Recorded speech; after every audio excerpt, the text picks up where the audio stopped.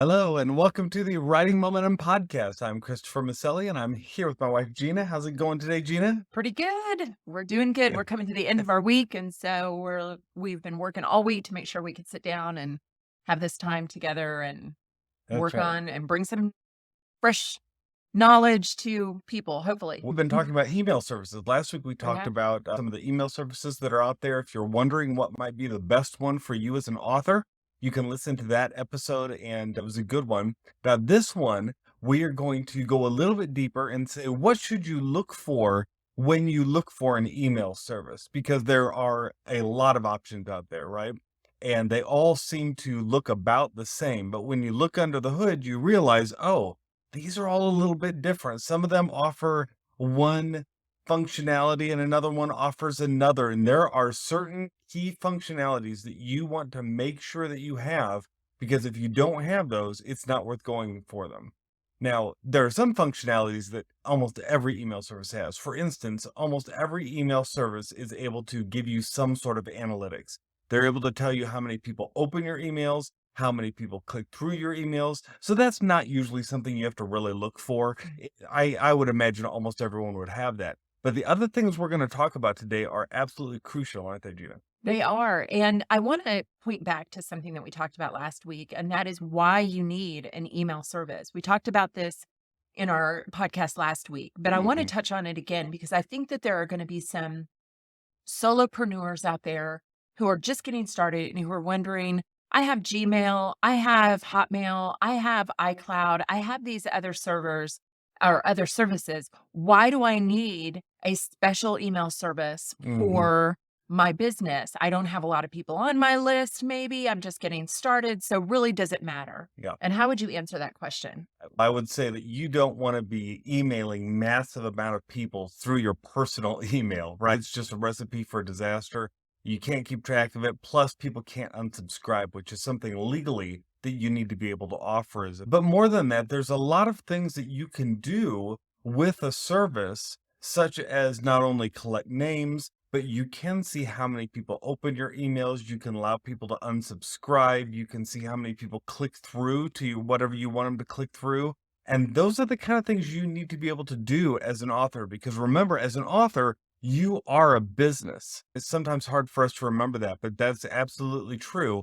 And so you need to make sure you have those business functionalities that you need in order to be successful. And I also want to point out that Chris and I have learned the hard way through our Yeah. business and through home improvement projects that have gone awry that a lot of times growth or a quality end product depends on having the The right tools. and the email service, an email service that specializes in business products is what you need as a business. You need a company that is working for you as a business that understands your needs as a business and that can provide those and help you get where you want to go. And if you remember last week, we talked about how these email services are not that expensive.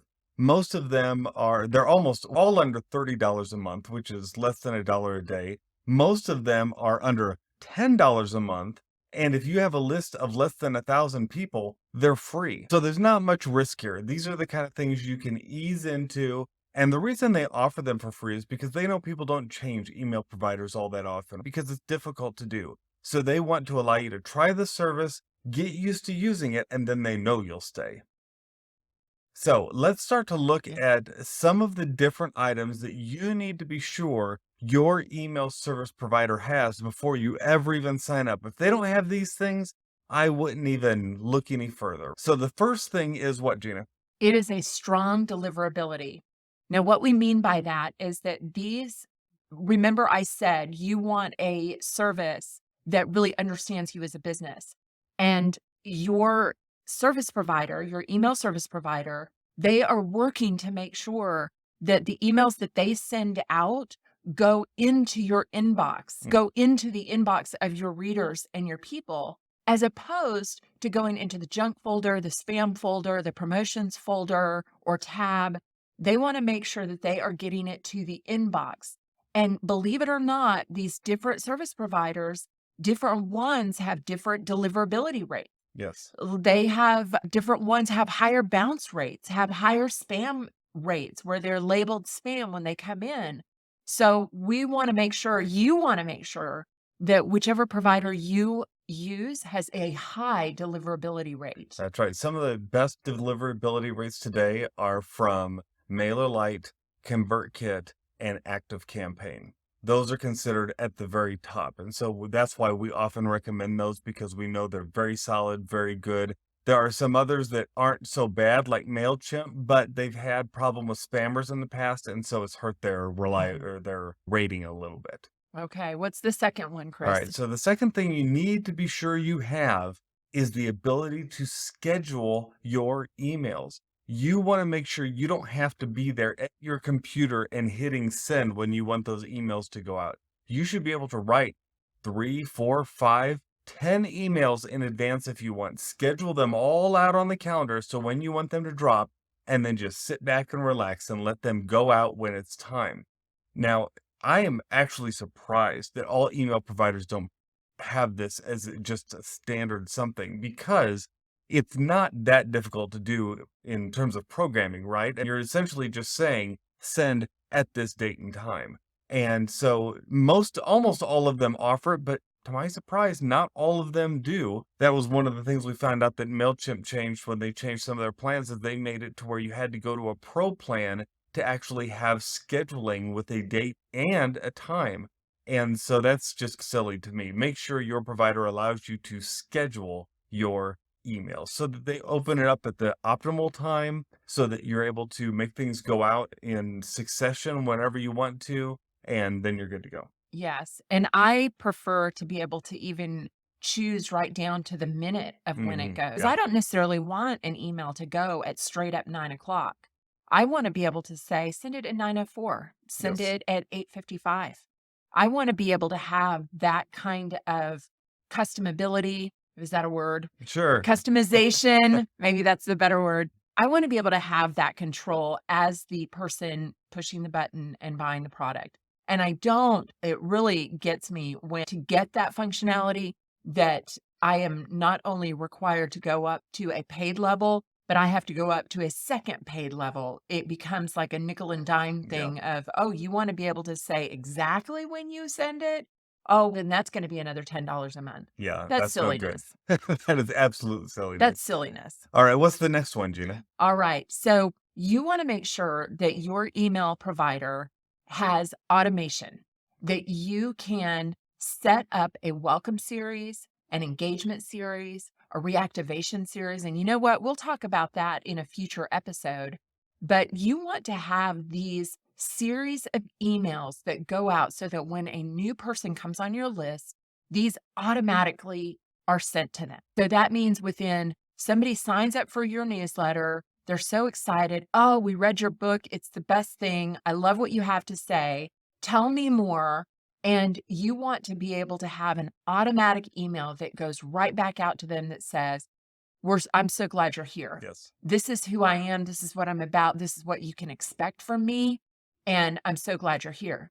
And so that's your welcome series. And like I said, we'll get into some of what these different series are, but these are not just a one and done email. These are a series of emails. We're introducing yourself to someone and you're letting them know, this is who I am. This is what my message is. These are what my stories are about, those kind of things. And so you want to have that kind of functionality in your email service. Yeah, it's really surprising how many authors do not have a welcome series. They may have a sign up for my newsletter on their webpage, which is not what we recommend. And we have some other thoughts on that. We can talk about that later too.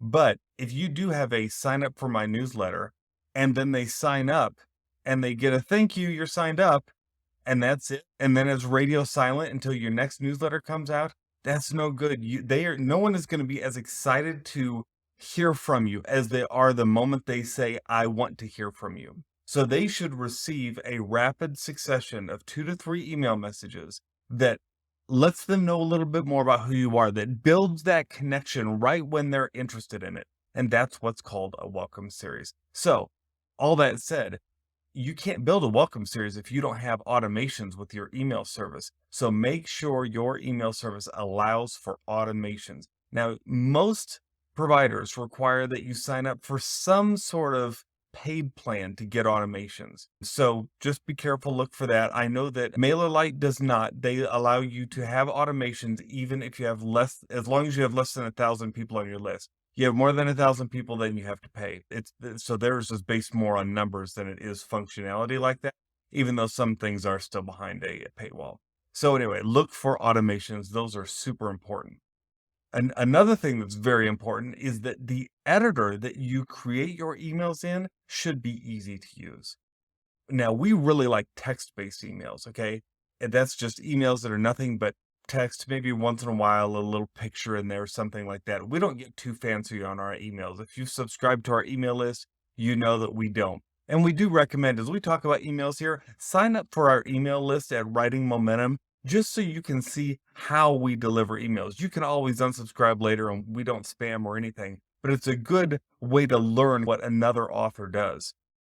But anyway, we like text emails, but some authors like to get really fancy, right? They like to have a lot of images and a lot of ways to put things in columns in their emails, that sort of thing. They want their emails to look different on a mobile device from a computer. If you want to do those kind of things, if you want to have more of a storefront look to your emails, then that's perfectly fine. If that's what you want, if that's what your audience wants, then you need to make sure you have an editor that's drag and drop, easy to use. You don't want to be messing around with HTML code and all of that, right? Life's too short, right? So you want to make sure it is easy to use. And this is where I recommend that you try out different email services before you decide to go all in on one. Because even though an email service may say they have a good editor, you may get in there and discover it's not half as good as another one that you try out. So try out a couple and see what you think. Absolutely. And I love that suggestion, Chris, you Mhm. give about getting several of these because, like you said, they do offer free, they offer that free level so that even if you don't have a lot of people on your list, that's great. You can try them out for free and you can learn as you go and build as you go. Don't think that it has to stay like that. But go ahead and try and sign up for these different ones. Chris said we recommend MailerLite and check out the comments below. We'll put the link down there, but check it out. There's MailerLite, there's ConvertKit, there's ActiveCampaign, there's these different ones. Try them out and just see what you think of the functionality and is it easy? And let me tell you, if you're not a techie person, that is really important because Chris Mhm. said, life is too short to be sitting there trying to figure out how to code for HTML.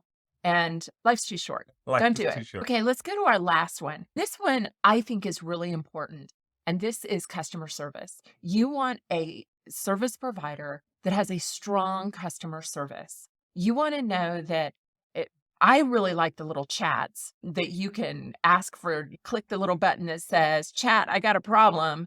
And just in case you do have a problem, because if you do this long enough, statistically, you're probably going to come up to something that doesn't work right, or there's some kind of upgrade that they're going to make that you don't understand, or there's going to be some kind of thing you need help with. And I think it's really important to be able to have access to someone who's going to respond to you in a Yeah. timely manner.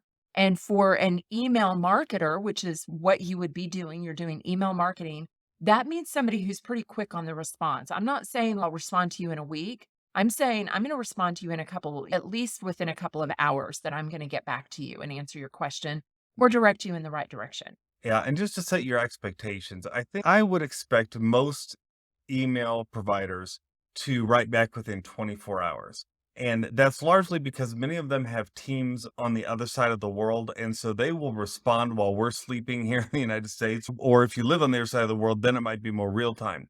However, usually the more you pay, the more you're bumped up into a higher level of customer service. So if you pay for a higher level of the program app, you might be able to get customer service that responds within a couple hours or even immediately, right? But if the service doesn't respond for a week, that's a huge red flag. You should never have to wait for a week.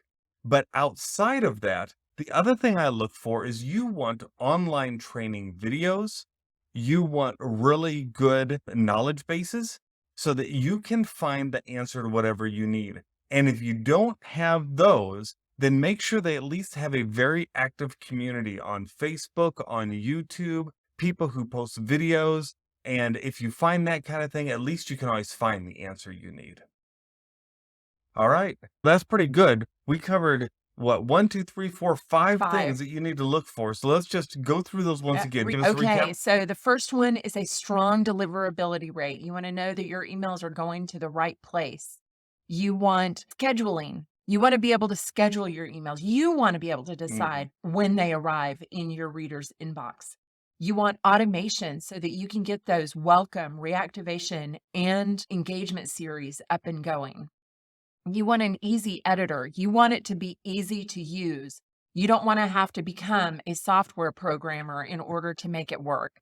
And you want strong customer service. So be on the lookout for those things. Like Chris recommended, sign up for a few of them. Sign up for the free accounts on several of them and just poke around, see what they've got. See if they've got the videos that you like. See if they've got a and just see how long it takes the people to respond, and see if you like the editor and see what kind of automation they have. Just check it out and see at what level do you have to pay to get some of these things. So we will put some of our favorite email providers in the show notes, and I'll even put them in the order of which we like them. So you can try some out or sign up for some, play with it a little bit. There has never been a better time, though, to subscribe to this podcast because we're going to be talking about emails all month long. So if you don't want to miss one of these episodes, I encourage you to subscribe today. All that does is so that when we come out with a new episode, you're alerted to it so that you can be sure that you don't miss that and you get this full series. Really, a lot of what we're talking about, people have paid courses on this stuff, and we're just thought we'd talk about this on the podcast for free because we love sharing with you what we've learned. And the reason that is because together, what, Gina? We have writing momentum. Bye-bye.